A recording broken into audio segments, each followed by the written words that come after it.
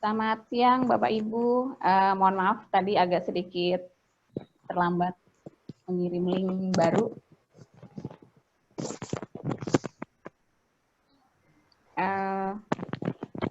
Kita langsung mulai aja ya Bapak Ibu. Assalamualaikum warahmatullahi wabarakatuh. Salam sejahtera untuk kita semua. Hari ini total peserta itu ada 280 peserta. Sekarang masih 160 sekarang. Nah, Prof. Oki tadi udah standby jam 1 ya, Prof ya. Baiklah, sebelumnya saya mau ucapkan terima kasih kepada Prof. Oki sudah berkenan hadir untuk mengisi coaching klinik yang ini sebenarnya diskusi rutin kita yang udah keempat atau kelima gitu, Prof. Selebihnya selain coaching klinik kita ada diskusi terkait COVID dan lain-lain. Nah, sebelumnya saya sedikit perkenalan ke Bapak Ibu. Prof. Oki ini sudah menjadi anggota Asosiasi Dosen Indonesia ya, Prof? Sebenarnya beliau diamanahkan untuk menjadi ketua untuk bidang internasional untuk diaspora. Nah, ini mungkin lagi proses ya, Prof. Prof. Oki sendiri dari King Fahd University, beliau sekarang juga aktif di Ikatan Alumni Indonesia Internasional atau I4 ya, Prof. Terus kalau untuk H-Index di Google Scholar, Prof, tadi sih saya cek udah 27, terus untuk riset gate-nya di 40 ya, Prof.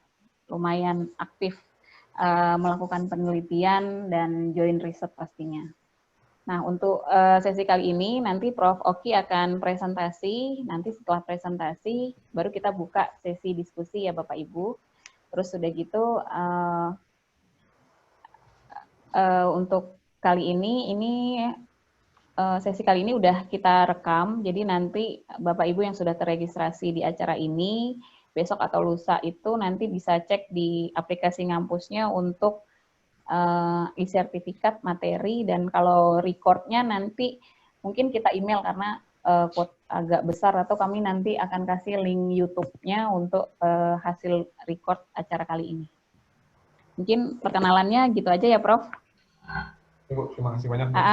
Nanti Prof, monggo langsung kita mulai saja diskusinya. Terima kasih banyak Bu Dwi. Selamat siang Bapak Ibu semuanya. Di sini masih pagi.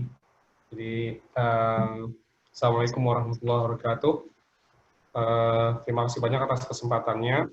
Ini biasanya summer ini saya sudah akan pulang ke Indonesia, tapi tahun ini ada wabah ya, jadi kami belum bisa pulang ke Indonesia, jadi alhamdulillah juga ada kesempatan untuk sharing lewat platform Zoom ini. Jadi insya Allah nanti dalam tadi dikasih waktu sekitar 1 jam, saya akan presentasi beberapa tips dalam menulis. Harapannya setelah dari acara ini Bapak Ibu akan semakin percaya diri, semakin bersemangat untuk menulis publikasi internasional insya Allah. Jadi ini sedikit profil ya. Saya S1 di ITB, di Teknik Kimia ITB, kemudian sempat bekerja di Laut Jawa sekitar hampir 2 tahun ini. Kemudian saya mendapat beasiswa ke Belanda di TU Delft. Kemudian S3 di Eindhoven, dan sejak 2010 kami mulai ke Timur Tengah, tepatnya di King Fahd University of Petroleum and Minerals. Alhamdulillah sejak 2017 itu ada program-program dari Kemenristek Dikti yang memungkinkan kami untuk ke kampus. Ada program World Class Professor. Saya alhamdulillah sempat berpartisipasi di tiga program tersebut, yang 2017 di ITB, 2018 di UII, dan tahun kemarin di ITS, alhamdulillah.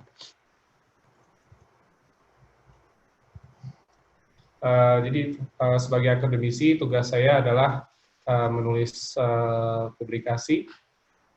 Alhamdulillah, kalau menurut mantan rektor di King's University, saya salah satu orang yang paling produktif dalam artian mengenerate funding dan dalam menulis publikasi, alhamdulillah. Belakangan kami mendapatkan dana sebagian dari perusahaan, jadi saya harus juga memulai menulis US patents. Saya juga mulai aktif sebagai editor di Frontiers. Frontiers ini sebuah publisher di Switzerland, di Swiss, untuk Frontiers in Energy Research. Insya Allah tahun ini akan keluar impact factor-nya. Alhamdulillah di bidang kami, menurut Web of Science, alhamdulillah kami terhitung sebagai salah satu tim yang paling produktif di bidang ini ya. Alhamdulillah cukup produktif.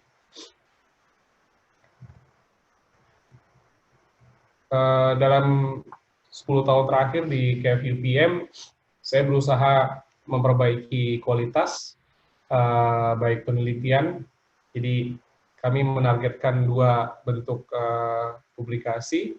Yang pertama itu eksperimental, dan yang kedua mini review. Ya, mini review.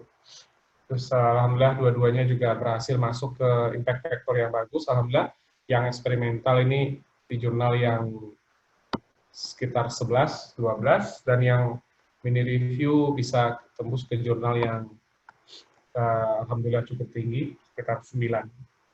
Jadi intinya kita berusaha terus memperbaiki kualitas outcome kita.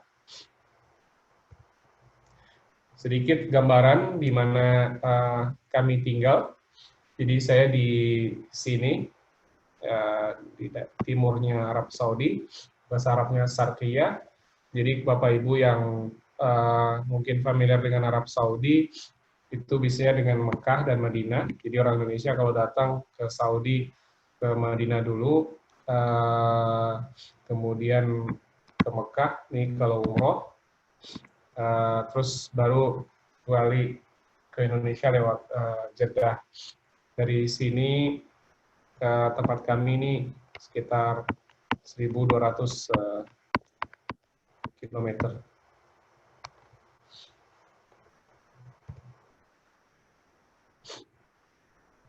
Jadi kenapa penelitian itu penting? Itu mungkin yang pertama harus kita jawab. Saya pribadi sebagai orang Indonesia saya merasa bahwa riset itu penting karena kita itu lebih banyak membeli daripada menjual. Akibatnya, atau dalam bahasa lain kita itu defisit. Untuk itulah kita perlu membuat bangsa ini mampu dengan membuat penelitian-penelitian yang semoga akan membantu Indonesia dalam membuat entah itu bahan bakar, mesin, elektronik, dan seterusnya. Karena kebanyakan yang kita hasilkan itu masih berbentuk bahan baku ya.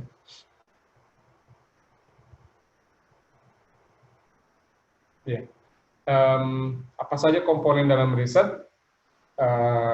Seperti kita sudah tahu, kita membutuhkan manpower. Alhamdulillah Indonesia memiliki manpower yang luar biasa. Nanti akan ada, saya perlihatkan beberapa slides paper saya dengan mahasiswa di Indonesia.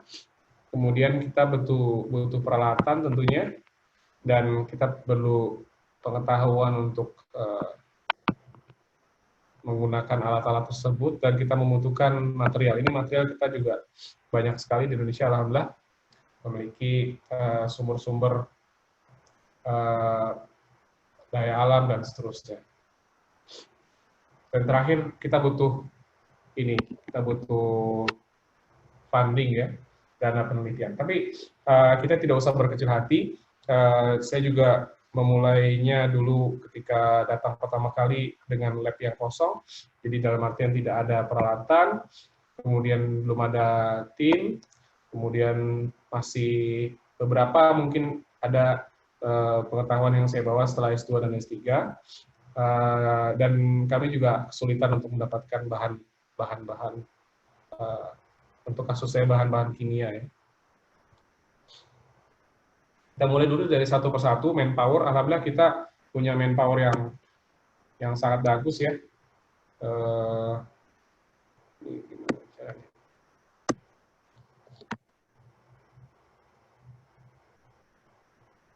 Hide video panel. Ya.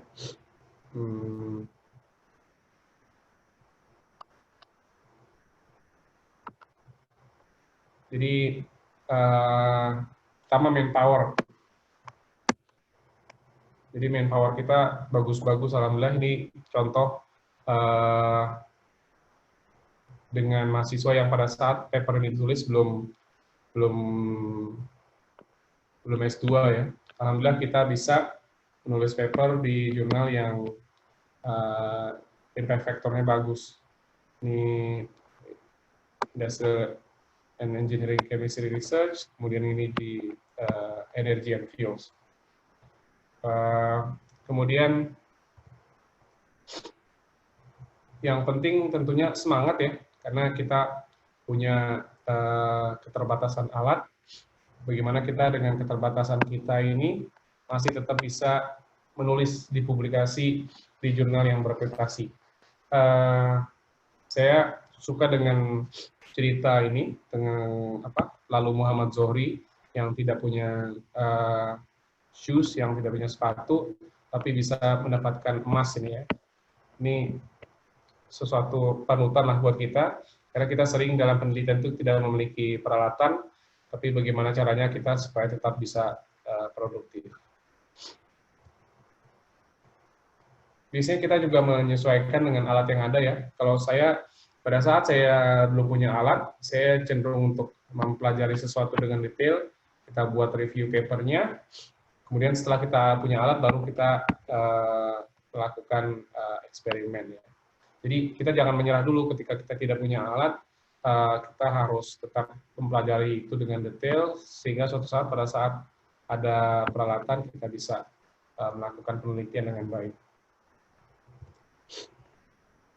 Kerjasama juga penting ya, jadi alhamdulillah saya 2011, 2012, dan 2015 itu dapat dana untuk ke Jepang, saya pakai itu untuk bekerja sama dengan Jepang. Alhamdulillah 2015 kami bisa publikasi dengan kerjasama dengan Jepang. Kemudian 2018 kami sudah bisa mandiri ya, jadi kami punya tim dan bisa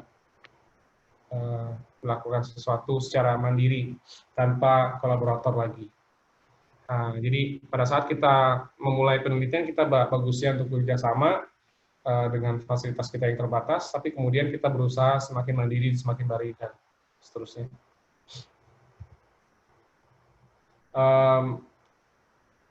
Peralatan juga sangat penting ya. Ini contoh, misalnya kami membutuhkan peralatan dan kami harus bekerja sama dengan Jepang. Ini sangat penting di dalam penelitian kami yang eksperimental, di mana kadang-kadang kita membutuhkan bantuan peralatan dari kampus atau institusi di Jepang. Ya. Insya Allah nanti setelah kita berjuang dengan mencari sumber daya manusia dan seterusnya, kita bisa mendapatkan hasilnya ya, hasilnya.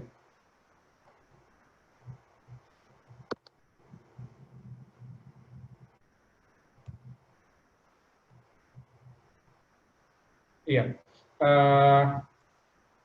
Yang paling penting dalam menulis publikasi itu adalah yang pertama bagaimana kita menghindari rejection dari editor. Jadi sebelum kita ke reviewer, editor juga penting. Jadi salah satu tipsnya adalah editor itu bertugas untuk menjaga marwah, menjaga kualitas jurnal. Kalau bisa similarity-nya itu di bawah 10%. Di sini saya pakai Authenticate ya, software Authenticate. Kemudian similarity terhadap satu sumber itu kalau bisa 1% ya. Jadi kadang-kadang saya mendapatkan manuskrip dari tanah air yang similarity-nya itu masih tinggi, dan yang pertama kami lakukan adalah mengurangi similarity-nya itu. Jadi kadang-kadang ini juga dari penelitian kita sebelumnya ya, kalau misalnya ada paper-paper sebelumnya dari Bapak Ibu yang sama, itu biasanya similarity-nya tinggi, ini dulu yang kita usahakan untuk menguranginya. Kita juga akan membahas struktur di sini perlahan-lahan ya. Jadi nanti akan kita bahas struktur paper. Kemudian kita juga membahas bagaimana. Jadi ada struktur paper yang biasa kita lihat, ada abstrak, ada introduction, kemudian ada experimental biasanya.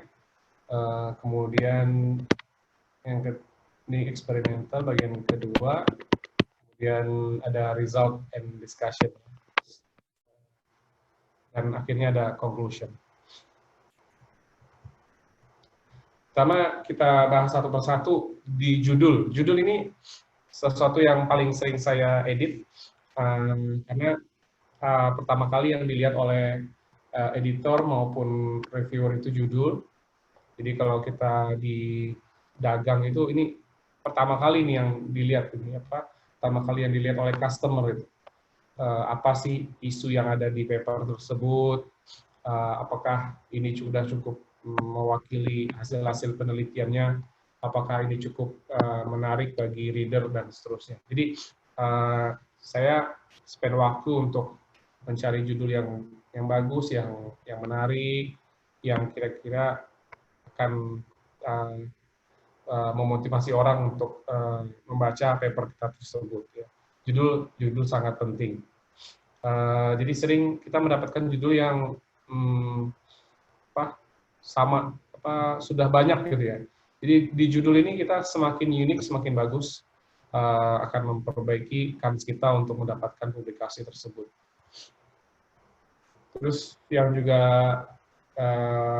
penting itu kadang-kadang banyak teman-teman yang menulis dalam bahasa yang cukup rumit ya, misalnya kayak gini gitu ya, yang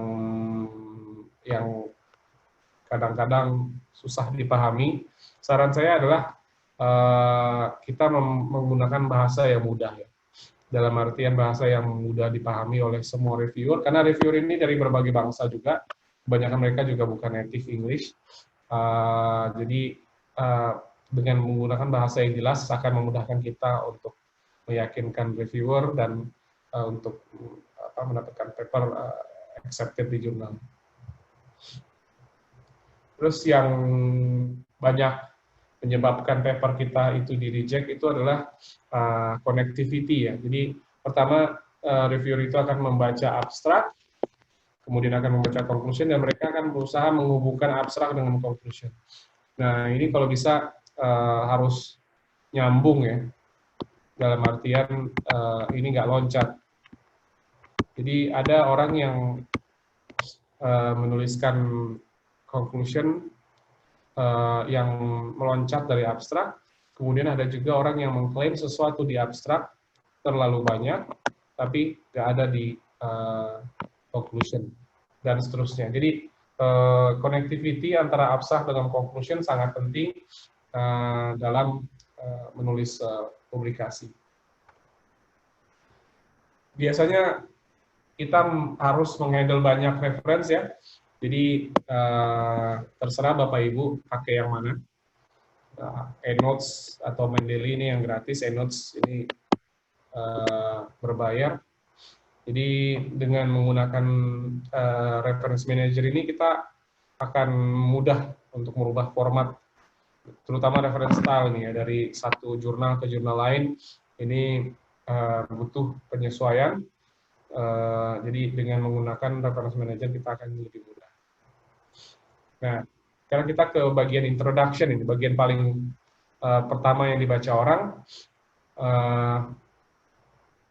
Ini kita biasanya memulainya dengan 3 bagian di introduction, bagian awal, bagian pertengahan, dan bagian akhir. Pada bagian awal kita menceritakan apa saja yang menarik tentang penelitian kita tersebut, kemudian kita bahas apa saja yang sudah dipelajari orang, ya. Dan kalau bisa kita sebutkan juga ininya, apa yang belum itu apa sih gitu. Jadi ada gap di sini. Kemudian biasanya kita tutup introduction itu dengan tujuan. Jadi paper ini bertujuan untuk ini dan seterusnya. Terus juga yang penting juga kita ini nggak bisa menulis ini yang paling banyak sama nih dengan orang-orang di sini. Jadi kalau misalnya kita meriset itu tidak perlu dengan kalimat yang sama, karena nanti akan menghasilkan similarity yang tinggi, dan sekarang orang melihat similarity itu bagian dari assessment ya, untuk melihat apakah paper kita itu layak dipublikasikan atau tidak. Iya, ini ada filmnya Tom Hanks, if we do not publish, we lose, katanya. The country will lose. Jadi ini pentingnya publikasi bagi kita di dunia akademisi. Mengapa harus publikasi internasional? Jadi biasanya ini menjadi prasyarat untuk pada saat kita S2 atau pada saat kita S3. Kemudian untuk teman-teman akademisi ini juga akan berpengaruh untuk mendapatkan funding, untuk naik pangkat, dan untuk ranking dan akreditasi. Ya. Yang perlu kita tekankan bahwa kita harus memiliki percaya diri, confidence ya, bahwa kita itu mengajukan makalah ilmiah ya. Jadi sesuatu yang doable, sesuatu yang bisa kita capai, bukan sedang mengajukan sesuatu yang sangat berat ya, seperti kandidat untuk Nobel Laureate. Jadi insya Allah dengan skill dan exercise yang cukup, kita akan bisa mendapatkan publikasi. Ada 2 bagian yang perlu kita yakinkan. Yang pertama editor, yang kedua reviewer. Jadi editor ini kita harus melihat kesesuaian dengan tema jurnal yang kita baca-baca dulu. Ini jurnal tentang apa sih gitu ya. Kemudian editor bisa menjaga marwah dan menjaga integritas jurnal. Jadi dia cek similarity-nya untuk menjaga plagiarism. Kemudian editor akan memilih reviewer. Ini minimum biasanya 3 orang. Untuk reviewer ini orang-orang yang sibuk juga. Saya juga sering diundang sebagai reviewer.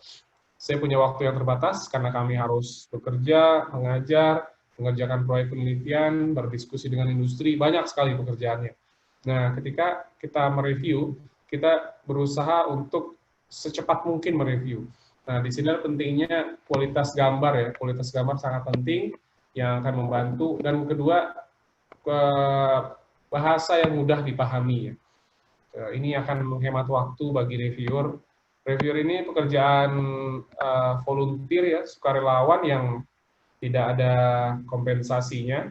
Jadi memang kalau misalnya kita bisa memudahkan mereka, ini insya Allah kita akan mendapatkan approval. Pemilihan jurnal ini juga sangat penting. Kita bisa cek jurnal dari jurnal ini, apakah dia memuat sesuatu yang sangat baru atau yang jadi kita cek dulu keterbaruan atau novelty yang biasanya dipublish di jurnal tertentu. Kemudian kita cek apakah data yang kita publish ini baik, publishable atau tidak berdasarkan paper-paper yang sudah publish sebelumnya. Biasanya saya berusaha mencari jurnal dengan acceptance rate yang bagus ya. Jadi kalau misalnya acceptance rate-nya rendah, ini akan membuat kita susah gitu ya. Jadi cari jurnal yang acceptance rate-nya biasanya di atas 30% lah. Dalam artian ini 30% dari paper yang masuk itu akan di-accept oleh jurnal tersebut. Kemudian yang juga penting review speed. Kadang-kadang saya pernah mendengar ini udah 1,5 tahun katanya belum di-review gitu kan. Ini penting buat kita untuk mencari jurnal yang rata-rata saya bisa senang dengan jurnal yang reviewing time-nya sekitar 5 minggu ya. Jadi ini misalnya di Elsevier ini ada acceptance rate-nya, kemudian ada review speed-nya ya. Jadi kita perhatikan biasanya kalau 5 minggu ini bagus nih. 5 weeks berarti kan cuma sekitar 1 bulan. Acceptance rate-nya kalau bisa yang segini, yang sekitar 30%. Review speed ini ya penting sekali nih ya. Ini kalau misalnya 14 minggu, 1 bulan, ini udah berbulan-bulan ini untuk mendapatkan review ya. Jadi kalau bisa kita cari yang reviewnya cepat. Jenis-jenis jurnal ya, apa saja jurnal yang biasa kita tulis. Kalau Bapak Ibu punya eksperimental, biasanya bagusnya ke sini nih, ke full paper. Kalau misalnya kita nggak punya alat, kita belum punya peralatan, biasanya kita kejar yang di mini review dan seterusnya. Kalau misalnya ada waktu, kita bisa menulis lebih banyak, kita kejar yang review artikel. Yang lainnya, saya communication ini juga bagus. Kadang-kadang kalau misalnya data kita banyak, tapi kita nggak sempat menulis banyak, kita masukkan ke communication. Ini jarang, ini juga biasanya jarang kalau di bidang saya.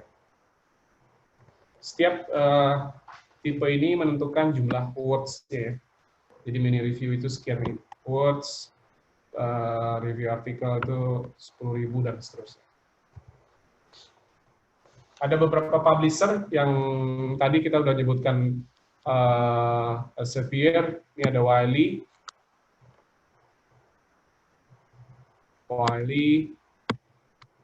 itu ada Springer. Biasanya Springer Wiley ini impact-nya lebih rendah ya, tapi beberapa ada juga yang bagus. Nah, ini kita akan ke list ya, ke lebih detail.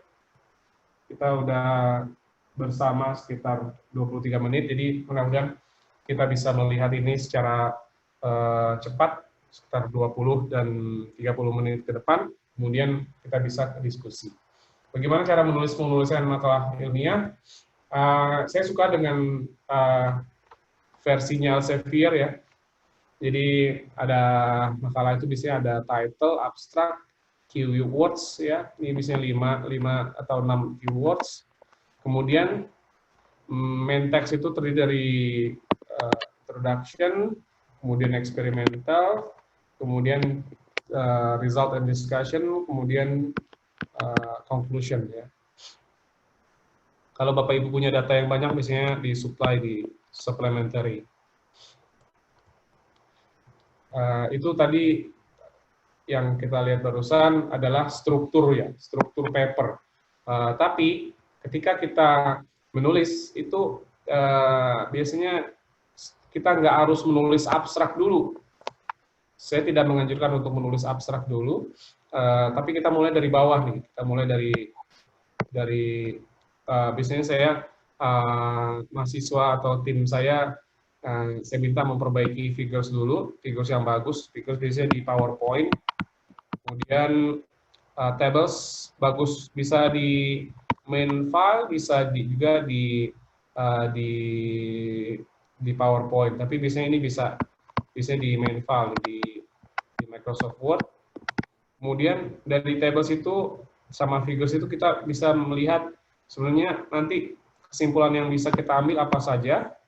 Kemudian dari situ kita kembangkan ke diskusinya dan apa saja yang ada di yang bisa kita bahas result dari eksperimen kita. Kemudian barulah terakhir kita menulis introduction dan title dan abstract. Biasanya saya title dan abstract itu ini paling penting ya dibaca oleh semua orang, dibaca oleh reviewer, dibaca oleh editor.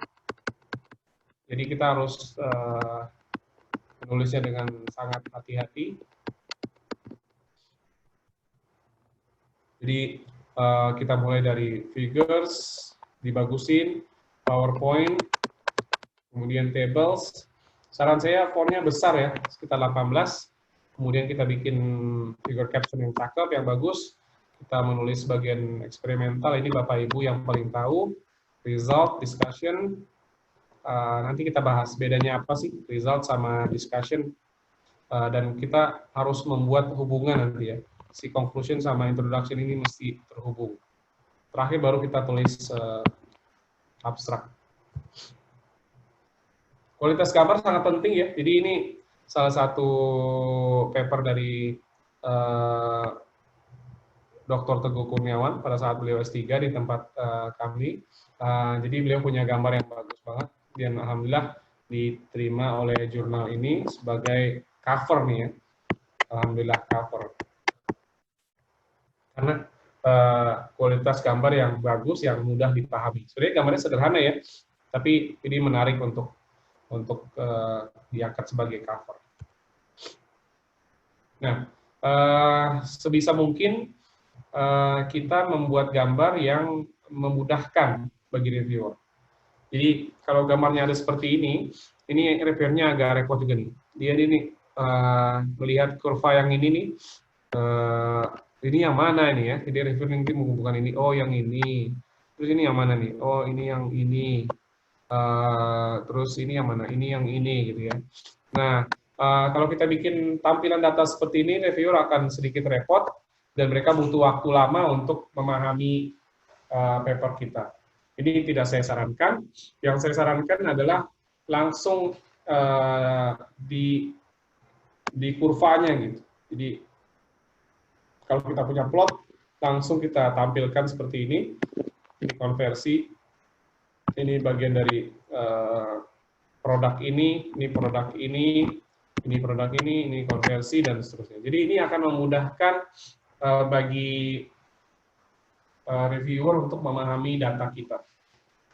Ini sebuah saran yang saya rasakan sendiri, karena ketika kita menjadi reviewer, kita ingin secepat mungkin untuk memahami paper tersebut ya. Jadi kalau misalnya tampilannya nggak langsung seperti ini dia butuh waktu untuk memahaminya.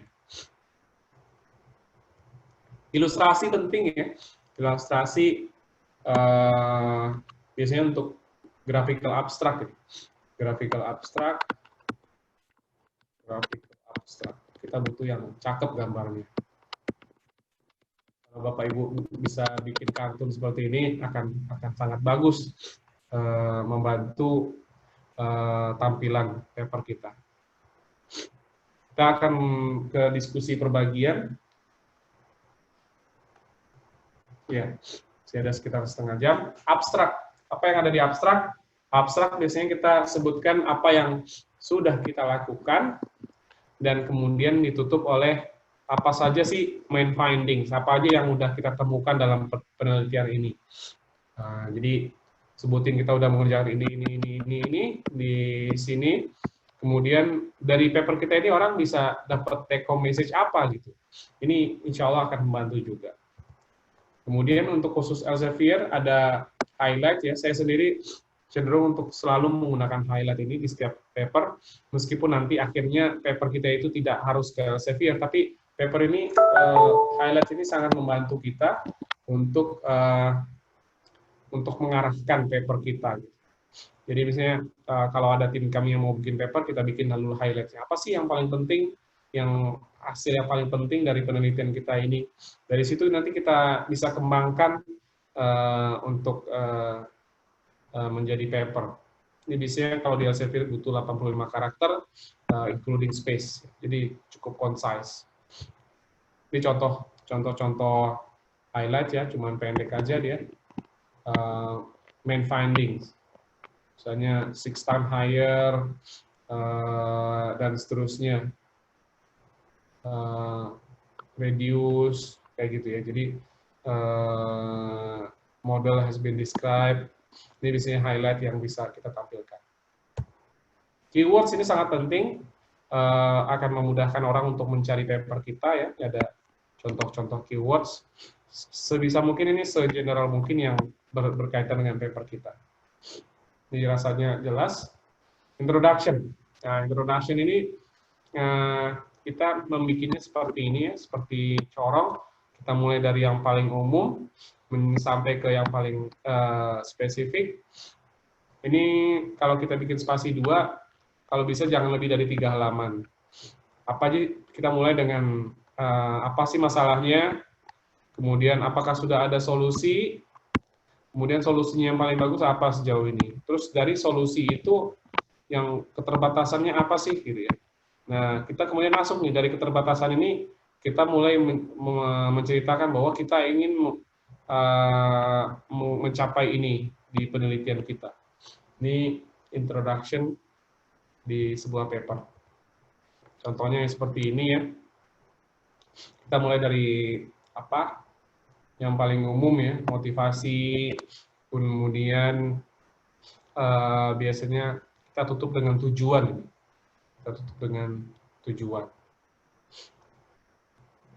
Jadi kita sebutkan ini ada gap antara literatur.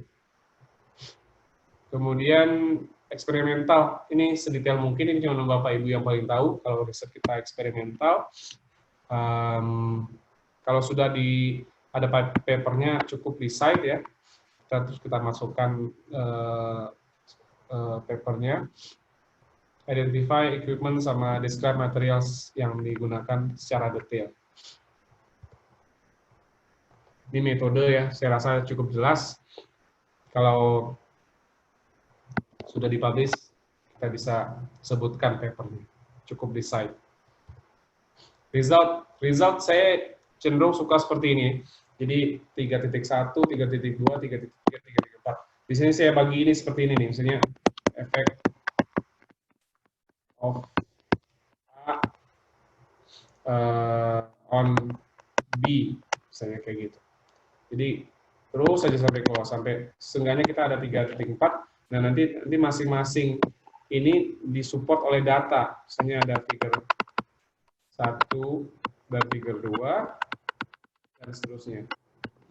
Terus ini misalnya berkaitan dengan 1, dan seterusnya. Kalau bisa jumlah figures dan tables ini jangan banyak-banyak ya. Kalau bisa sekitar 10 lah. 10 figures plus tables.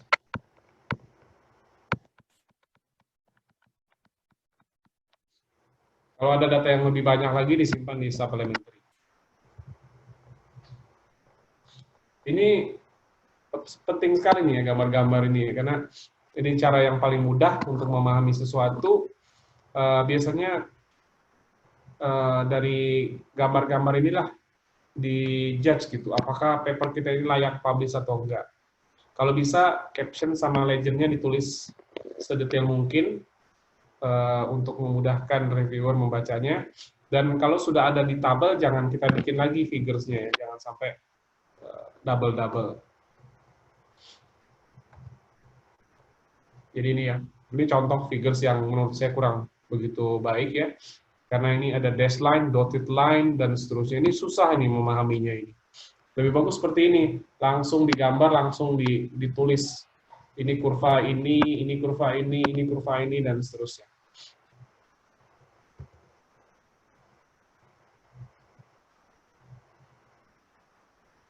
Ya, kalau untuk gambar mikroskop juga perlu dijelaskan ini. Ini bagian ini apa sih? Ini bagian apa gitu. Terus bar-nya juga mesti jelas. Bar-nya mesti jelas. Discussion. Oh ya, apa bedanya result sama discussion? Kalau di result kita menceritakan apa yang ada di gambar. Kalau di discussion kita menghubungkan. Bisa juga kita bandingkan dengan publikasi sebelumnya. Jadi biasanya kita bikin narasinya di dua. Apakah seperti publikasi sebelumnya atau berlawanan dengan publikasi sebelumnya. Dua-duanya oke, sejauh kita bisa menyajikan data yang cukup ya.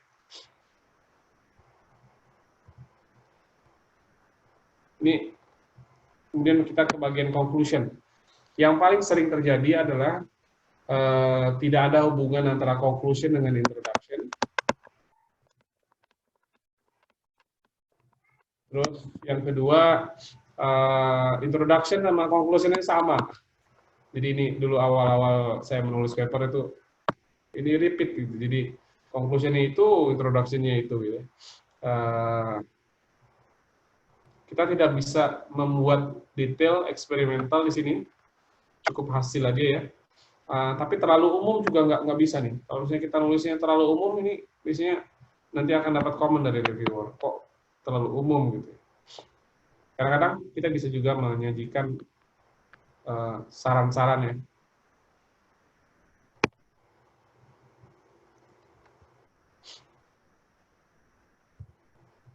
Di contoh, conclusion, reference ini kalau untuk paper eksperimental sekitar 20, kalau review itu bisa sampai 100, 200. Yang paling penting adalah formatnya nih. Formatnya harus sesuai dengan jurnal yang akan kita submit. Acknowledgement ini saya rasa jelas ya. Biasanya ini funding yang paling penting, siapa yang mendanai penelitian kita. Sebelum kita submit ke jurnal, bagus juga kita baca ini ya, Guide for Authors ini, karena di sini banyak informasi yang bagus untuk kita pahami sebelum kita submit, sebelum kita misalnya dapat rejection. Mungkin demikian sedikit pembahasan kita, nanti kita akan lanjutkan di sesi tanya-jawab. Ini beberapa yang sudah pulang ke tanah air dan menjadi dosen, Dr. Teguh Kurniawan, dan ini insya Allah segera jadi dokter juga, Pak Mufli. Mungkin demikian Bapak Ibu, terima kasih atas waktunya, dan insya Allah kita akan bisa lanjutkan dengan sesi interaktif ya, sesi diskusi. Saya kembalikan ke Bu Dwi, ke moderator. Terima kasih Prof. Oki, rincian materinya sangat jelas sekali, terus udah gitu sangat detail. Baiklah, kita buka sesi tanya jawab ya. Tapi sebelum tanya jawab, saya mau informasikan kepada Bapak Ibu semua untuk materi, link rekaman, sertifikat, semua nanti akan dikirim ke masing-masing peserta. Nah ini sebenarnya udah ada yang nanya ke via chatnya, Prof. Mau kita buka sesi tanya jawab apa kita bahas yang ditanya di chat aja dulu ya, Prof? Silakan Bu, silakan Bu. Ini ada yang nanya, apakah naskah kita wajib menggunakan rujukan dari jurnal yang kita tuju? Nah, sudah gitu, bagaimana, apakah perlu pakai Medley? Terus sudah gitu, tips bagaimana keterima paper kita untuk I2 ke atas gitu.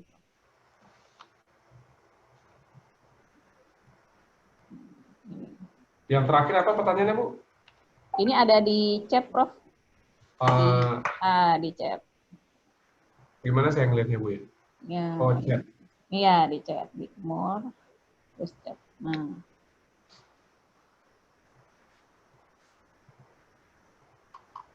Soalnya pesertanya lumayan banyak, Prof. Jadi kita kayaknya takutnya kalau kita buka tuh pada rebutan ngomong gitu.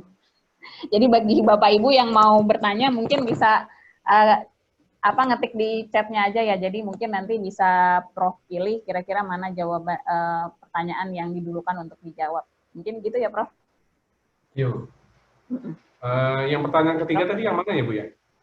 Pertanyaan ketiga dari Bu Heni Nurhei. Bu Heni.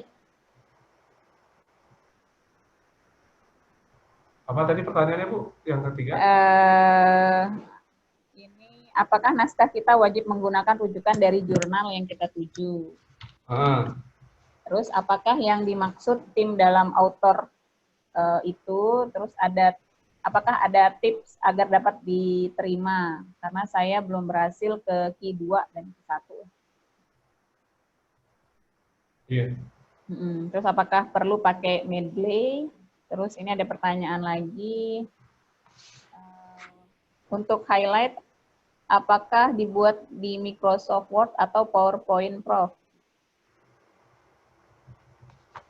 Mungkin itu dulu kali ya, Prof? Iya. Jadi pertanyaan pertama, apakah kita perlu rujukan dari jurnal yang kita tuju? Biasanya memang seperti itu. Jadi kalau misalnya editor itu pertama kali yang dia cek itu dia scroll down ke reviewers, dia cek ini ada dari jurnal dia nggak? Apa referensinya? Jadi memang secara natural ketika kita submit itu kita memilih jurnalnya juga dari reference. Jadi pekerjaan kita ini sebelumnya udah ada di mana sih gitu kan? Nah dari situ kita cek, oh ini pernah nih dipublish di jurnal ini, dan itu biasanya strategi pemilihan yang paling pas ya. Kita lihat ini udah pernah ada sebelumnya dipelajari di mana, dan dari situ akan membantu kita ya menentukan jurnal apa gitu. Jadi ini penting sekali. Jadi kalau kita misalnya submit ke jurnal A gitu, tapi jurnal A itu nggak ada di reference, itu kans untuk kita keterima akan kecil. Kalau dia berimpact faktornya bagus ya. Kemudian Mendeley ya, Mendeley gratis ya. Walaupun saya suka pakai yang eNotes. eNotes itu menurut saya lebih robust. Mendeley yang gratisnya. Jadi dua-duanya bisa kita pakai. Yang tim author ini saya nggak begitu jelas tadi, Budi. Apa ya pertanyaannya?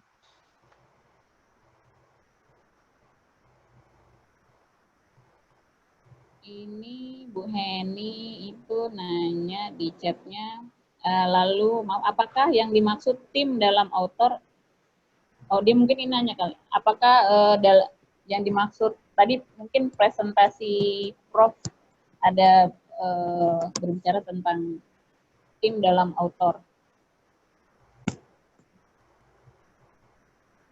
Oh, ya. Authors itu biasanya kan ini ya, siapa aja yang terlibat di penulisan paper itu ya.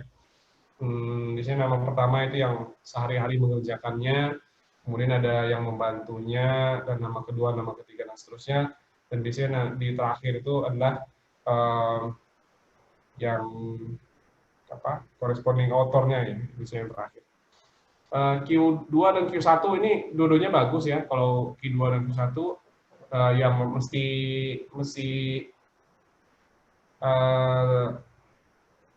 ada yang dijual gitu di paper tersebut. Jadi ketika kita menulis itu, ini apa sih yang bisa dijual dari paper ini ya? Dalam artian novelty-nya apa sih?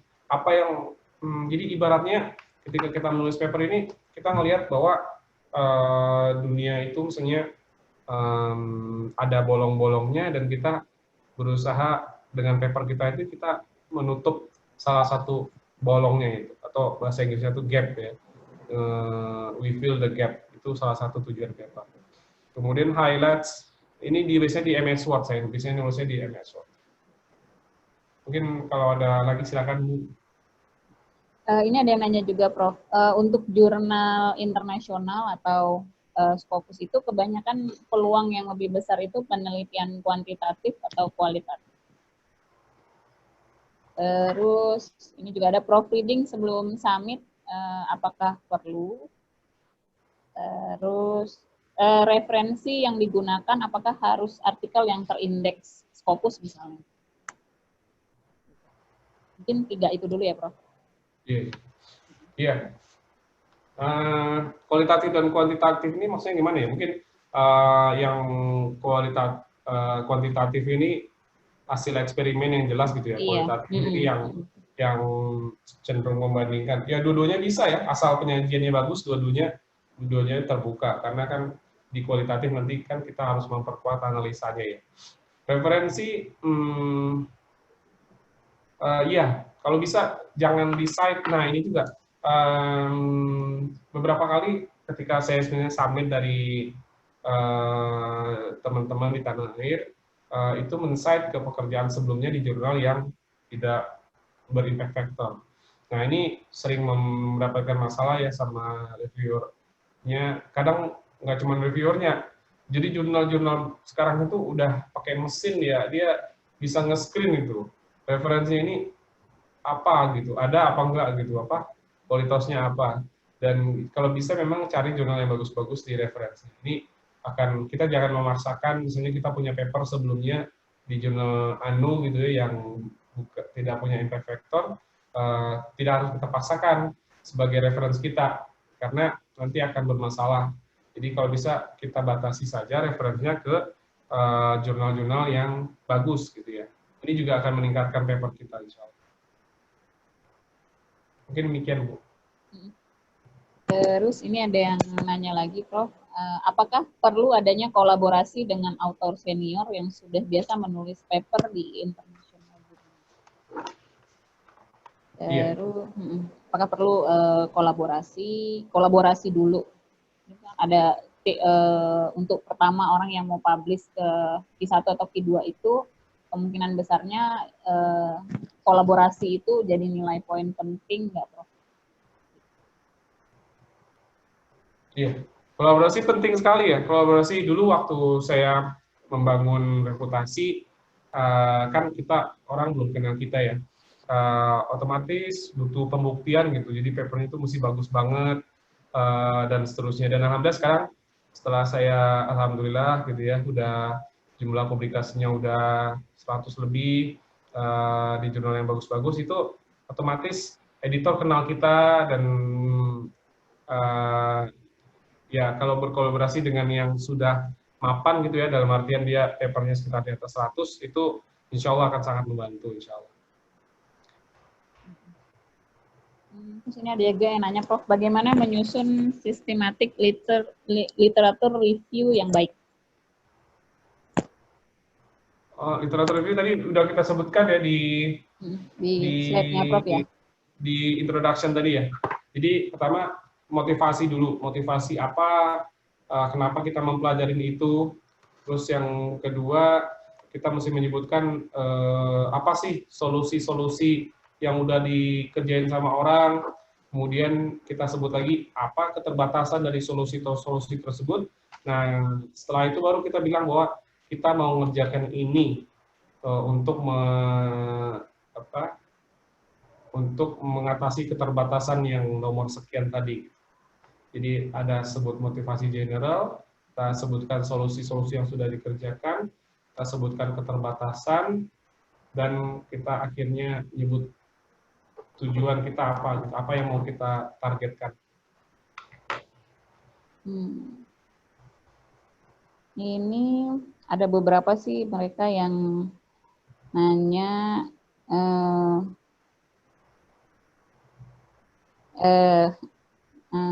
bentar.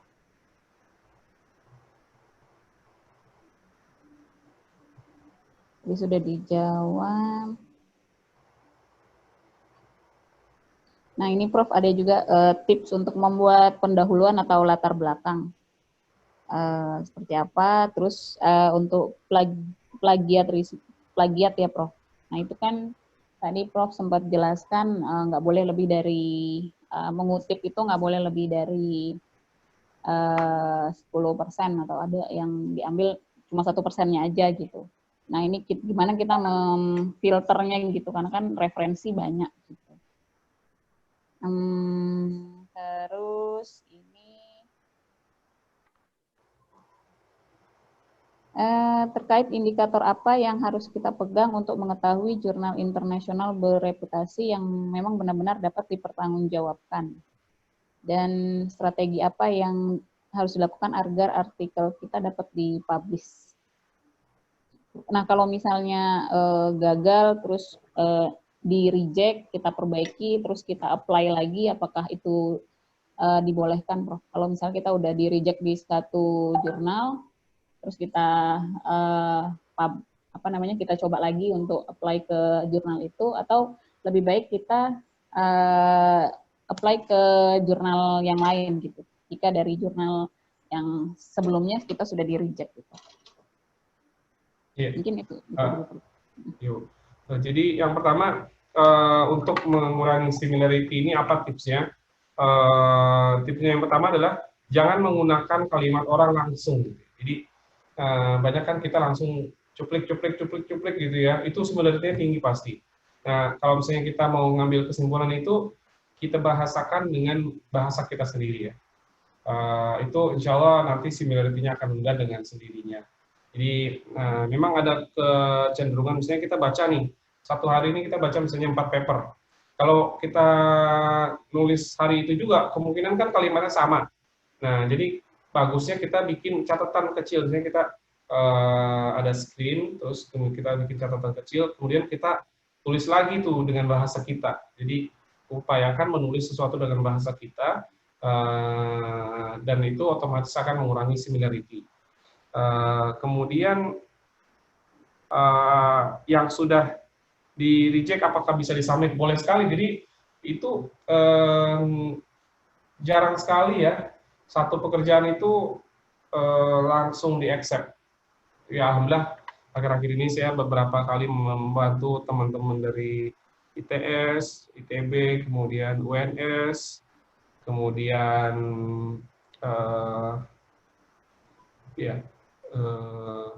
itu langsung di accept. Alhamdulillah saya perbaiki dulu dan kita sesuaikan dengan target jurnalnya ya.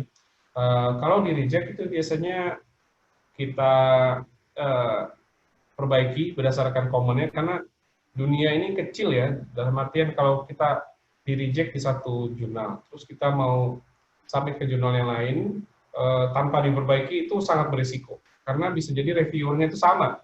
Jadi kita tuh setiap jurnal sekarang kekurangan reviewer, bisa jadi reviewernya itu orangnya mirip-mirip gitu. Jadi jangan pernah submit ulang tanpa kita perbaiki. Apakah boleh ke jurnal yang sama? Tergantung dari komen reviewernya. Jadi kalau misalnya komennya berat-berat ya, kalau bisa jangan ke jurnal yang sama, kita pilih jurnal yang lain. Kalau misalnya komennya ini nih ada yang perlu diperbaiki sedikit, setelah itu kamu boleh submit lagi. Nah itu kalau misalnya kata editornya seperti itu ya kita submit lagi. Saya menemukan dua-duanya, jadi ada yang misalnya komen itu terlalu berat, kita nggak bisa langsung submit, kita perbaiki dulu, itu lebih bagus memilih jurnal yang lain. Tapi kalau misalnya editornya bilang, tolong bagian ini diperbaiki ya, gitu kan. Setelah itu boleh disubmit lagi, nah itu kita harus submit ke jurnal yang sama. Ini Bapak Ibu saya bacain pertanyaan dari Q&A dan chat ya, jadi ada beberapa pertanyaan yang sama saya skip. Nah, ini ada lagi Prof yang nanya bagaimana membedakan jurnal yang berbayar dan free gitu. Nah, kebanyakan karena kita justru mendapatkan jurnal yang berbayar. Padahal sebenarnya ada beberapa banyak jurnal yang itu free gitu, Prof. Nah, ini ada yang nanya bagaimana membedakan jurnal yang terindeks berbayar atau tidak. Terus sudah gitu, apakah ada sistem yang untuk meminimalisasi plagiat? Jadi untuk pengecekan plagiat, Prof. Apakah ada aplikasinya atau sistemnya? Nah, ini kalau untuk artikel, apakah referensi kita itu harus banyak referensi dari internasional atau nasional? Misal studi kasusnya di Indonesia, nah apakah referensinya cukup Indonesia aja, sebagian internasional, atau memang jika kita ingin submit ke international journal, kita memang harus banyak referensi di international journal gitu, walaupun studi kasusnya untuk Indonesia misalnya. Gitu, Prof. Mungkin itu dulu, Prof. Ya, menarik ini. Jurnal berbayar dan tidak berbayar. Saya sejauh ini jarang sekali memasukkan ke jurnal yang berbayar ya. Jurnal berbayar itu maksudnya open access, kita yang bayar pada saat submit, karena ini biayanya besar sekali, bisa lebih dari 1.000 US dollar. Kita nggak punya duitnya juga ya. Jadi sebisa mungkin hindari yang jurnal berbayar. Saya fokus ke yang gratis. Yang berbayar itu biasanya ada tulisan open access. Kalau open access itu kemungkinan berbayar karena dia open access, maksudnya setiap orang bisa download gratis, library nggak usah bayar. Tapi kalau jurnal-jurnal yang kita submit-nya gratis, itu biasanya nanti publisher-nya minta uang ke library ya, ke perpustakaan. Jadi saya usahakan tidak submit ke yang berbayar, itu mahal sekali. Jadi fokus saja ke yang gratis. Banyak sekali jurnal yang gratis, insya Allah. Terus plagiat, saya biasanya pakai Identicate, tapi ini banyak ya. Sekarang banyak software-softwarenya. Dan ini sesuatu yang menjadi keharusan sekarang. Kalau kita mentargetkan Q1 ya, atau Q2, hampir semua jurnal itu ada kerjasama sama namanya Crossref. Crossref itu nanti otomatis akan ngasih similarity ke editor. Kemudian artikel apakah boleh nge-cite yang nasional? Bisa nge-cite yang nasional, pekerjaan nasional, kalau sudah publish di internasional. Jadi ujung-ujungnya itu publish dulu di jurnal internasional gitu. Jadi kalau kita publish di jurnal yang tidak bereputasi, tidak punya impact factor, itu menurut saya sangat berisiko ya. Karena lagi-lagi jurnal itu ketika kita submit, referensi kita ini bakal dicek gitu kan, sama ada mesinnya gitu. Oh, ini ada 3 jurnal nih nggak kedetek sama mesin mereka. Itu menjadi pertanyaan bagi editor. Jadi kalau bisa jurnal-jurnal yang kita cite itu jurnal-jurnal yang bagus-bagus lah ya, yang bonafit supaya editor nggak nanya nih dari mana aja nih gitu kan. Kalau ada 4 jurnal yang tidak terdeteksi. Resikonya kita memasukkan hasil-hasil jurnal-jurnal yang nasional itu nggak kedetek sama mesinnya mereka. Jadi itulah pentingnya dari awal kita berusaha seenggaknya impact factor lah. Jadi banyak kok jurnal-jurnal itu ya, mulai dari 0, sekian, 1, dengan zaman sekarang 1 itu insya Allah bisa lah semuanya. Jadi bahkan teman-teman yang saya submit, yang saya bantu dari tanah air itu sekarang udah bagus-bagus sekarang itu. Jadi yang dari IPS itu kemarin masuk dapat impact factor 6, yang dari UNS Solo juga udah impact factornya 6, jadi bisa kok insya Allah ya. Tapi memang mesti kita bikin yang rapih ya. Jadi menurut saya daripada bikin paper banyak tapi tidak di jurnal bereputasi, lebih bagus kita punya paper 1-2 dalam setahun, tapi di jurnal yang bereputasi. Itu menurut saya lebih bagus ya. Prof, ini ada yang nanya juga untuk proofreading, Prof. Apakah perlu kita proofreading dulu sebelum ini kirim artikel? Ya, proofreading ini pertama itu bayar ya, ada biayanya. Yang kedua, kadang-kadang yang proofreader itu nggak di bidangnya, ini juga bikin masalah. Jadi nanti ada kosakata yang aneh-aneh. Lebih bagus, saran saya kita pelajari jurnal-jurnal yang ada di bidang kita, itu bahasanya biasanya mirip-mirip lah itu. Jadi bahasanya nggak bahasa Inggris yang susah-susah banget ya. Jadi kita tuh nggak mesti mempelajari semua bahasa Inggris itu, tapi kita hanya pelajari bahasa Inggris yang kita butuhkan. Jadi orang gimana sih orang ceritainnya, kita pelajarin, oh gitu menceritakannya. Oke, kosakata yang dipakai ini, oke. Dan dari situ kita menulis paper kita. Jadi saran saya nggak usah pakai proofreader ya, kita perbaiki sendiri aja, karena itu nanti bayar lagi, keluar uang lagi. Yang bisa kita lakukan adalah saran saya buat kalimat itu simple-simple. Kalau misalnya kita merasa bahasa kita itu terbatas, buat simple-simple. Misalnya jangan ada yang pakai kalimat penghubung. Itu saran saya untuk Bapak Ibu dan rekan-rekan yang pertama kali nulis itu ya, jangan pakai kalimat penghubung. Bahasa Inggrisnya lempeng-lempeng aja. Subjek, predikat, objek. Subjek, predikat, objek. Itu akan memudahkan. Terus kemudian pas udah mulai paper 1, paper 2, paper 3 boleh deh pakai kalimat penghubung yang agak-agak complicated. Terus grammarnya itu yang paling penting, semua yang ada di literature review itu kemungkinan past tense. Semua yang ada di eksperimental itu past tense. Kemudian hasil penelitian kita juga past tense. Kalau sesuatu yang umum, yang menjadi hukum umum bahwa misalnya hujan jatuh dari atas ke bawah, itu present tense. Udah gitu aja itu rumusnya. Jadi bahasa Inggrisnya bisa lah itu ya. Jadi nggak usah pakai proofreader karena nanti keluar uang lagi dan belum tentu accept pula gitu ya. Mungkin demikian Bu. Terus ini sedikit, ini ada yang nanya Prof. Jurnal kampusnya sudah punya jurnal OJS yang sudah terakreditasi Cinta.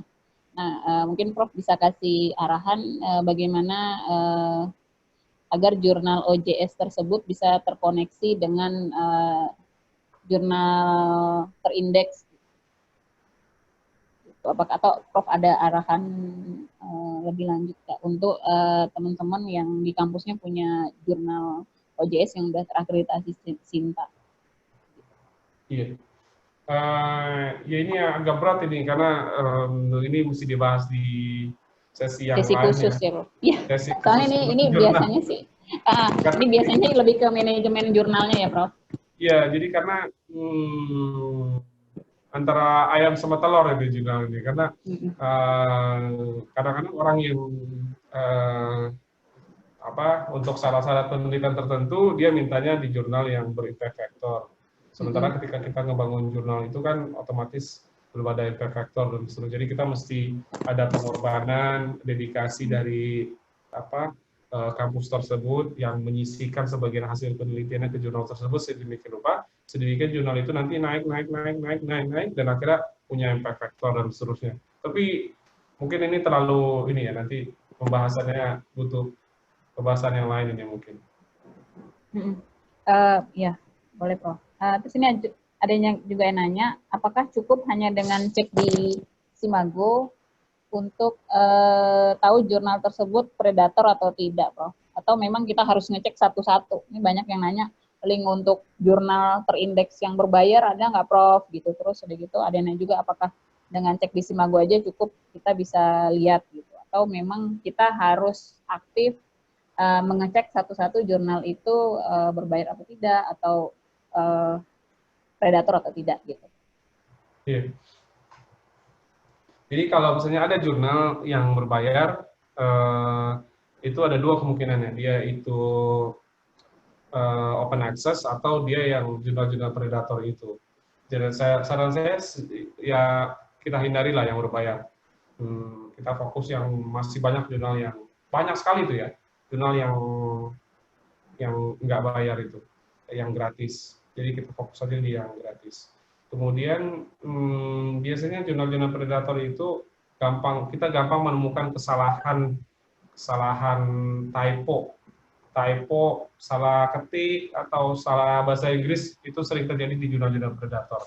Jadi kalau misalnya kita dikasih jurnal yang bahasa Inggrisnya ada misalnya salah ketik gitu ya, itu hampir bisa dipastikan itu jurnal predator. Karena jurnal-jurnal beneran itu mereka punya staff yang ngecek bahasa Inggrisnya lagi. Misalnya ya, Bapak Ibu submit ke jurnal yang impact factor-nya 2 atau 1. Itu nanti sama publisher-nya itu ada lagi, setelah paper kita di-accept, itu ada yang ngecek paper kita itu.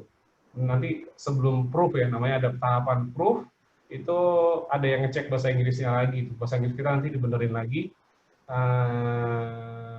dan pas publish itu insya Allah nggak ada tuh error-error kayak gitu, nggak ada. Jadi mudah sebenarnya mengecek jurnal apakah kalau banyak mistake itu kemungkinan itu predator, dan kalau misalnya diminta uang terus jurnalnya juga banyak kesalahan itu kemungkinan predator. Yang paling gampang ya impact factor lah ya. Jadi dengan impact factor kan butuh waktu tuh, jadi nggak bisa jurnal baru tuh langsung dapat impact factor, dia butuh pembuktian 1-3 tahun sedemikian rupa dia itu akhirnya dapat impact factor, dan biasanya kalau yang udah berimpact factor udah aman insya Allah. Jadi memang kita harus aktif mengecek satu-satu di jurnal tersebut ya, Prof? Atau Iya, sebenarnya di Simago sih kita bisa cek secara umum lah gitu ya, Prof, kurang lebih untuk iya, di jurnal-jurnal itu. Simago udah cukup memberikan bayangan sedikit. Jadi Bapak Ibu yang ingin ngecek mana jurnal-jurnal yang terindeks, yang predator atau tidak, pakai Simago udah lumayan membantu. Nanti Bapak Ibu bisa filter lagi, cek jurnal itu ada impact faktornya atau tidak, kurang lebih seperti itulah ya Prof ya. Prof, ini ada juga yang nanya Prof. Halo Prof. Ya, silakan. Ini berapa lama sebenarnya proses untuk sampai jurnal kita, artikel itu terbit di jurnal terindeks, Prof? Apakah 6 bulan, setahun? Nah, dari pengalaman Prof, untuk jurnal-jurnal Q1, Q2 itu kira-kira prosesnya berapa lama Prof sampai artikel kita terpublish? Terus sudah terus satu lagi ya Prof, apakah kita perlu bertahap dulu Prof kalau misalnya kita mau masukin apply ke jurnal-jurnal, apakah kita perlu dari Q4 dulu ke Q3, dari Q3 ke Q2, terus baru ke Q1, atau kita optimis nih langsung ke Q1 gitu, langsung kalau mau kirim artikel gitu Prof. Mungkin 2 pertanyaan dulu. Iya. Berapa lama ini? Kalau kita dapat jurnal yang 1 bulan itu udah bagus. Jadi 1 bulan keluar kita submit, 1 bulan kemudian kita dapat comment, itu udah bagus. Sekarang Elsevier itu ada beberapa jurnal yang cukup tegas, yang ngasih waktu 21 hari bagi reviewer untuk menyelesaikan reviewnya. Jadi 1 bulan lah, udah oke. 1 bulan, 1,5 bulan itu kita dapat first comment, kemudian ya tergantung dengan kecepatan kita berapa lama. Saya bisa sarankan kalau kita dapat komen itu 1-2 minggu kita harus submit lagi. Jadi misalnya 1 bulan, kemudian kita perbaiki 2 minggu, ya 1,5 bulan submit lagi. Itu tergantung kebijakan jurnal juga, apakah dia akan melakukan review ronde kedua atau akan bisa langsung di accept. Itu tergantung kebijakan reviewer, kebijakan editor. Jadi biasanya 1,5 bulan itu paling cepat ya, 1,5 bulan paling cepat. Apakah ke Q4 dulu? Saya justru menganjurkan langsung ke Q1 ya. Jadi kalau misalnya saya dapat paper dari teman-teman di Indonesia yang di bidang saya, di bidang energi, biasanya saya akan bantu. Alhamdulillah saya sudah punya reputasi yang cukup bagus di bidang-bidang energi. Saya coba arahkan rekan-rekan tersebut sedemikian rupa sehingga bisa submit accept di jurnal Q1. Caranya gimana? Caranya ya pertama kita perbaiki cara penampilannya, jadi PowerPoint-nya dulu seperti yang strategi yang sudah saya sebutkan, kemudian kita cek similarity-nya, kita benerin bahasanya, dan ya itu, nanti kita pilihin jurnalnya, kemudian submit dan seterusnya. Jadi kenapa ada Q1, Q2, Q3, Q4? Itu tidak melulu bahwa Q1 itu jauh lebih bagus kualitasnya dari Q4. Bisa aja paper di Q4 itu bagus. Kenapa kok jurnal itu bisa dapat Q4? Karena manajemennya itu tidak secepat jurnal-jurnal Q1. Ini ya rata-rata seperti itu ya. Jurnal-jurnal Q1 mereka bisa mencapai Q1 itu karena mereka cepat. Manajemen jurnalnya itu cepat. Paper masuk, kemudian langsung ditunjuk associate editor, kemudian langsung dicarikan reviewer, kemudian reviewer dikasih tenggat 21 hari, mesti mengembalikan comments, dan kemudian setelah 21 hari mereka ngasih comments, dan seterusnya. Akhirnya jurnal itu Q1. Jadi Q1 itu kecepatan sebenarnya. Jadi jurnal-jurnal yang cepat, manajemennya bagus, itu biasanya masuk ke Q1. Jadi kalau kita sampai ke Q1, untungnya adalah kita dapat komen itu cepat. Nah, pengalaman kami, kalau kami masuk ke jurnal-jurnal yang Q3 dan Q4, lama responnya. Jadi lebih bagus kita benerin paper kita yang bagus, yang rapi, terus kita kejar Q1 daripada kita udah lah gitu. Apa adanya kita submit terus masuknya ke Q4, udah itu nunggunya lama, berapa bulan, sampai waktu saya di Surabaya itu ada yang cerita sampai 1,5 tahun, kan itu almost impossible gitu untuk bekerja dengan tempo yang seperti itu. Kita pengen jurnal kita tuh cepat dievaluasi sehingga kalau ada yang diperbaiki kita masih ingat, karena kalau misalnya bisa 2 bulan kemudian kita baru dapat komen itu kita udah lupa lagi apa aja yang kita tulis gitu ya. Mungkin demikian Bu.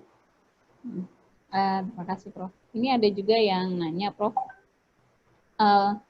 jika penulis dalam artikel itu ada 2 dengan rumpun bidang yang berbeda, apakah bisa Prof? Nggak masalah, biasanya editor itu tidak pernah mempermasalahkan siapa yang menulis biasanya. Tapi isi tulisannya gitu ya Prof? Tapi isi tulisannya yang penting ya Prof? Iya. Kontribusi Ya, dari masing-masing reputasi penting ya. Biasanya kalau misalnya ada yang sudah dikenal sama editor itu insya Allah akan membantu. Oh iya. Sebentar, saya cek ini soalnya ada yang nanya di Q&A dan chat juga nih Prof. Jadi Bapak Ibu saya lihat ya. Oh ya Bapak Ibu, nanti bagi Bapak Ibu yang mau diskusi lebih lanjut via email, nanti saya boleh share email Prof Oki ya Prof? Ya silakan Bu, yang Murarza Corp ya Bu? Yang tadi ya Prof ya? Iya Bu. Atau nanti di slide-nya Prof ditambahin email. Ya boleh. Yang itu berarti ya Prof? Ya, jadi Bapak Bu. Ibu nggak perlu khawatir nanti untuk materi Prof Oki dan email Prof Oki akan kami share. Dan Prof berkenan ya Prof untuk ditanya untuk kolaborasi riset ya Prof? Ya insya Allah Bu. Tapi saya angsur-angsur ya Bu ya. Oh iya benar. Ya. Dan semua karena berhubung banyak yang diajak kolaborasi, jadi Bapak Ibu jangan maksa banget ya. Nanti Prof Oginya pusing sendiri karena kebanyakan yang meneror-neror gitu ya Prof. Bisa sendiri atau berapa. Nah, sebenarnya lebih baik itu untuk artikel internasional itu sendiri atau kolaborasi ya Prof. Tadi sih sebenarnya udah ditanya. Cuma poinnya kalau menulis sendiri dengan menulis dengan banyak orang itu sebenarnya mempengaruhi poin nggak sih Prof? Nah, kalau poin di universitas saya kurang paham ya.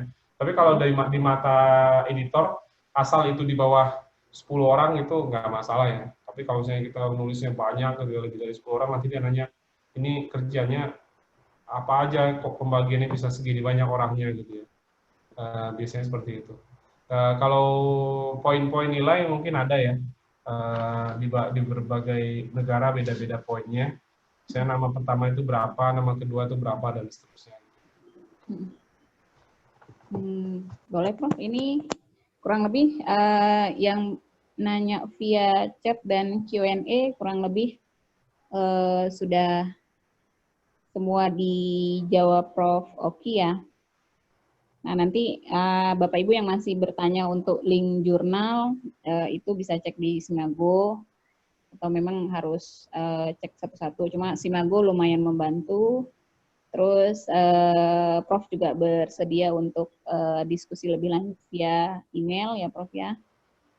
Terus lebihnya kayaknya sudah semua ya Bapak Ibu ya. Ini karena waktu masih ada 15 menit lagi Prof. Mungkin biar nggak ini saya buka sesi pertanyaan ya ke Bapak Ibu yang mau bertanya bisa melambaikan tangan, bisa ngeklik tandanya untuk kami aktifkan speakernya. Ada yang mau bertanya Bapak Ibu? Mbak Rizka, boleh dibantu cek peserta yang mau bicara. Ada ini Ibu Deta Mulyani ya, Ibu.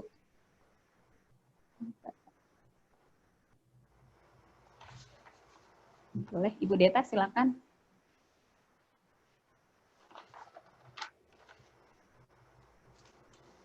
Kalau bisa pertanyaannya yang jangan yang udah ditanya sebelumnya ya, Ibu. Kalau bisa pertanyaannya lebih spesifik, lebih ke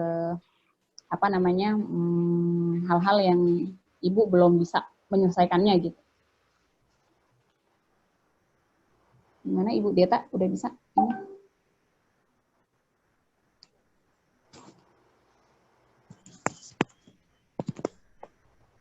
Halo, Mbak. Ini adminnya gimana? Udah bisa mengaktifkan peserta? Ini udah ada 3 orang yang mau bertanya.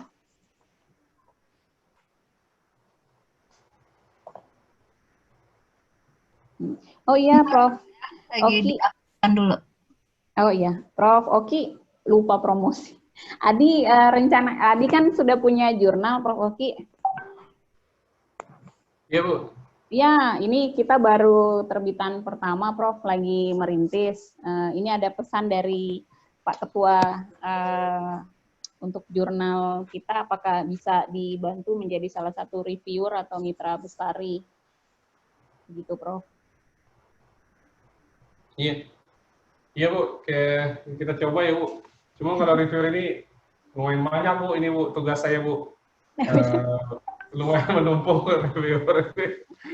Iya, kalau bisa juga teman-teman diaspora yang lain jika masih ada waktu bisa bantu mengembangkan jurnal Adi, Prof. Nah, memang keterbatasan kapasitas untuk link jurnal itu kan sangat terasa sekali untuk jurnal-jurnal di kampus kan.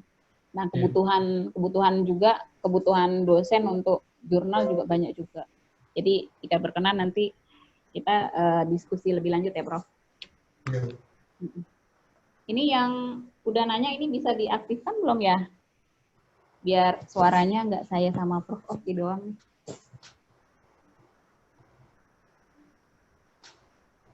Adi jurnalnya udah ada, Prof. Nanti saya japri Prof untuk Prof kasih masukan ya, Prof. Siap. Bentar. Saya cek dulu, siapa tahu ada pertanyaan yang belum terjawab. Di sini sudah hadir Pak Husni Teja, Prof. Pak Husni ini dia salah satu ketua bidang ADI untuk internasional jurnal. Nah, kita sebenarnya ada beberapa internasional jurnal juga yang ingin kita kerjasamakan juga dengan rekan-rekan di I4 gitu, Prof. Iya, Bu. Nah, ini ada menanya nih, Prof. Poin-poin apa saja yang harus dimunculkan pada abstrak, Prof? Iya. Abstrak tadi mungkin kita bisa ke slide-nya ya. Abstrak itu apa biasanya what we have done, apa aja yang sudah kita kerjakan, kemudian poin-poin main findings.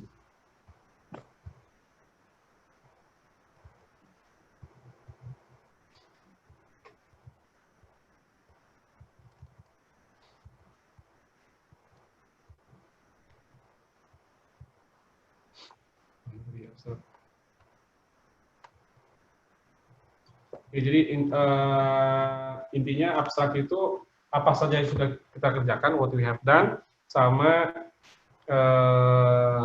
take home message-nya apa. Gitu. Jadi apa aja poin-poin penting yang mau kita sampaikan ke pembaca. Jadi kalimat terakhirnya itu mungkin mesti sesuatu yang kira-kira kita bisa membuka cakrawala berpikir atau wawasan dari pembaca, itu biasanya kalimat terakhir di abstrak. Kita mulai dengan apa aja yang untuk kita kerjakan. Mungkin demikian, Bu. Saya rasa pertanyaan udah semua terjawab ya, Prof, karena kebanyakan juga yang bertanya lebih ke link, terus tips dan triksnya, terus mungkin kalau untuk lebih mendalam memang harus intens komunikasi dengan Prof. Enggak masalah ya, Prof.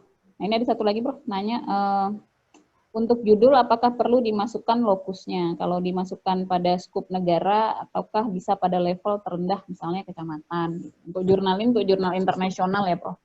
Apakah skupnya harus skup negara atau bisa di level terendah gitu atau skup satu negara gitu? Gimana Bu pertanyaannya? Untuk judul, Prof. Untuk judul atau penelitiannya itu apakah skupnya itu harus sebenarnya udah dijawab sama Prof. Oke sih, sebenarnya lebih bagus kan yang ada impact factor-nya kan.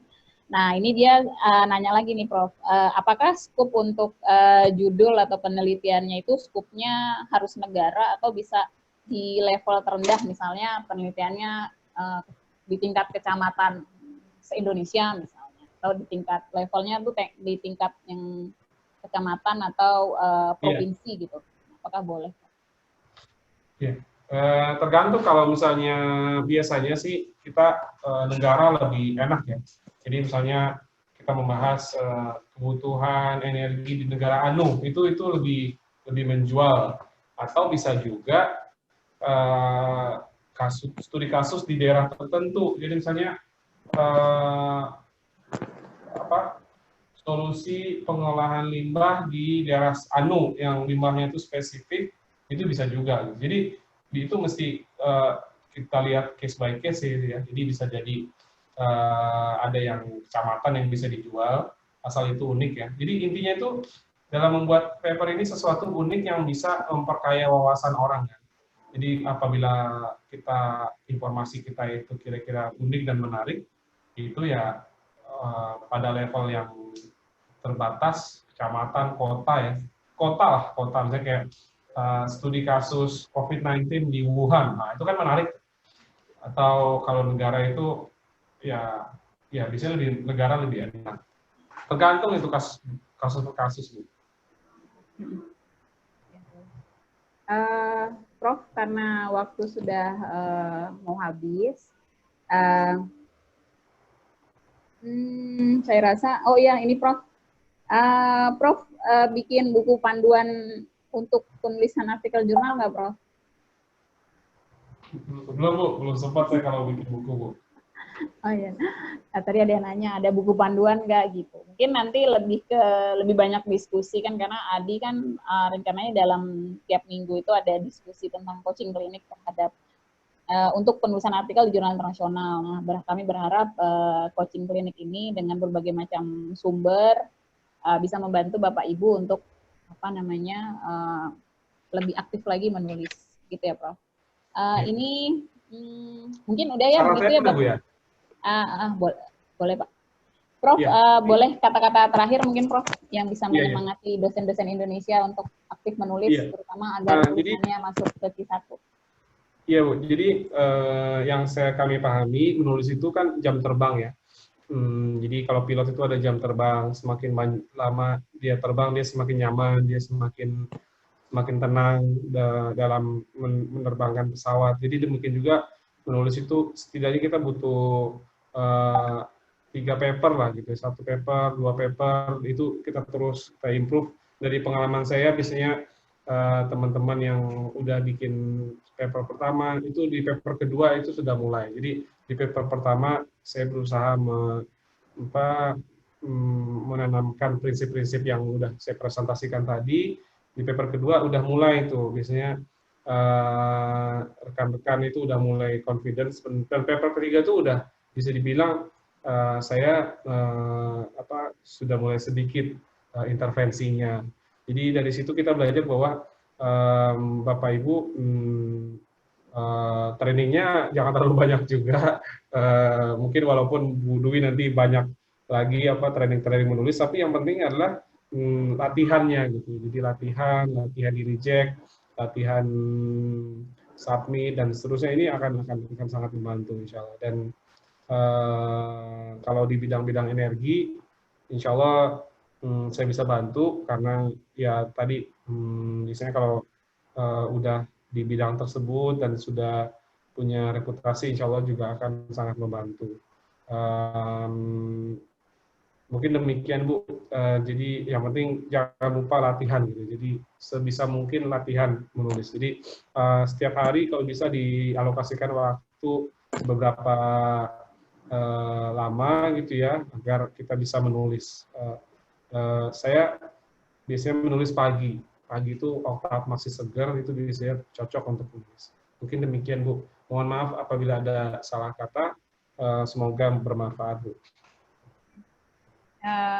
Baiklah Bapak Ibu, sekian coaching klinik kita kali ini. Sebelum menutup, saya minta untuk kesediaan Bapak Ibu mengaktifkan kameranya dulu ya, karena mau di screenshot untuk laporan.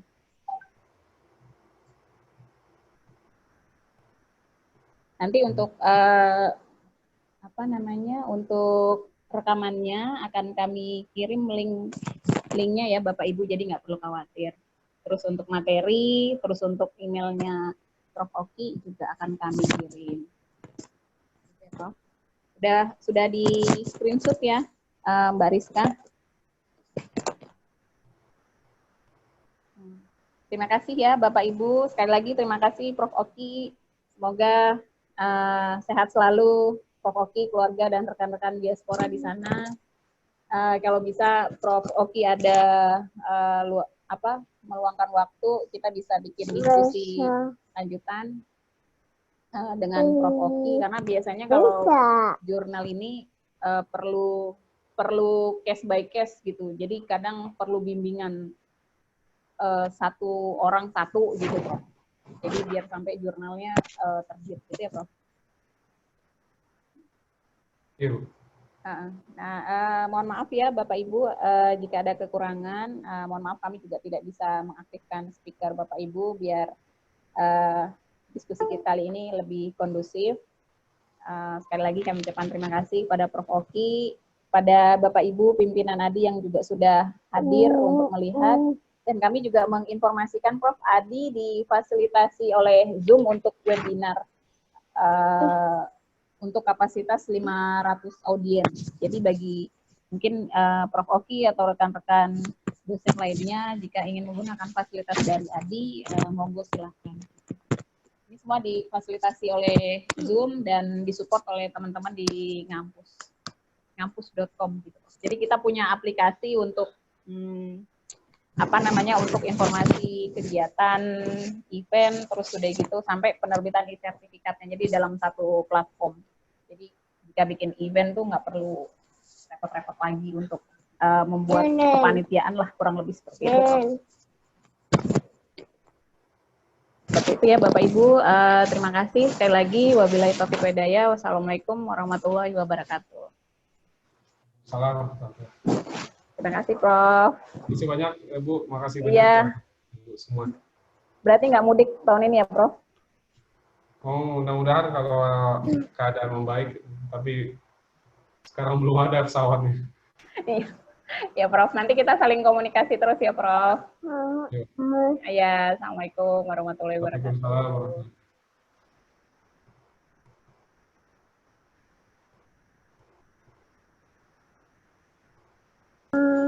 Monggo Bapak Ibu yang mau keluar silahkan, tidak apa-apa.